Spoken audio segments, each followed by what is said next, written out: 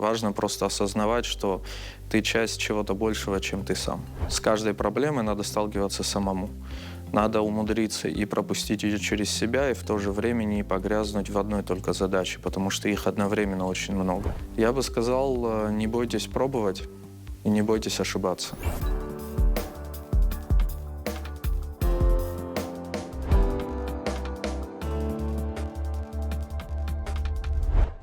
Я думаю, доверие.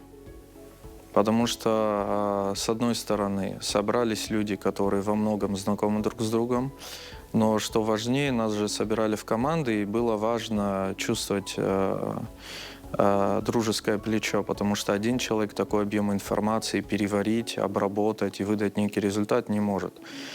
Все зависело от командного духа, от командного настроя, поэтому я бы сказал доверие.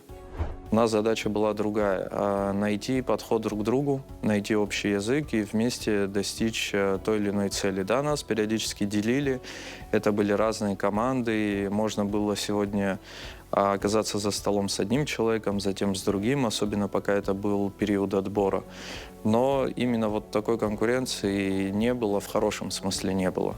Задача стояла одна. Тебе дают некую цель, ты должен придумать, как ее достичь.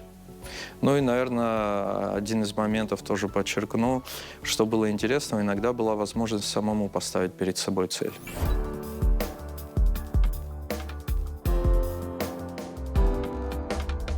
Я понял, что если мне интересно то, чем я занимаюсь, и рядом со мной люди, с которыми я хотел бы пройти через огонь и воду, я на самом деле готов и в огонь, и в холодную воду прыгать, и пройти все, что угодно. Важно просто осознавать, что ты часть чего-то большего, чем ты сам.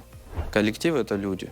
Да, у них есть задачи, у них есть должностные инструкции, с ними проводятся совещания, какие-то вещи уточняются, какие-то прям сильно меняются в ходе исполнения задачи. Но самое главное понимать, что это всегда люди, у них есть и свои потребности, свои нужды, в том числе в вопросах самореализации. Поэтому очень важно, по моему мнению, при формировании команды собрать людей, которые готовы вместе добиваться цели.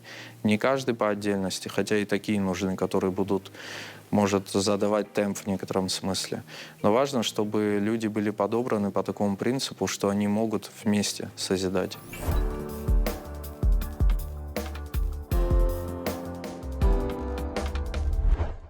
Наверное, единственное, что поменялось, я не осознавал, насколько это сложно.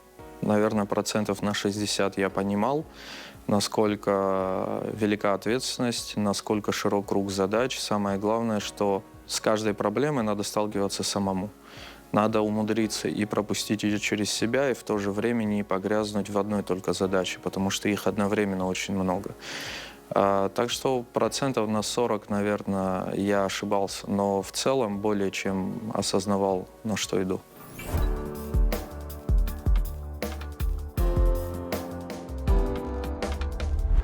Я бы сказал, не бойтесь пробовать и не бойтесь ошибаться, потому что без ошибок вы точно не достигнете никакого результата.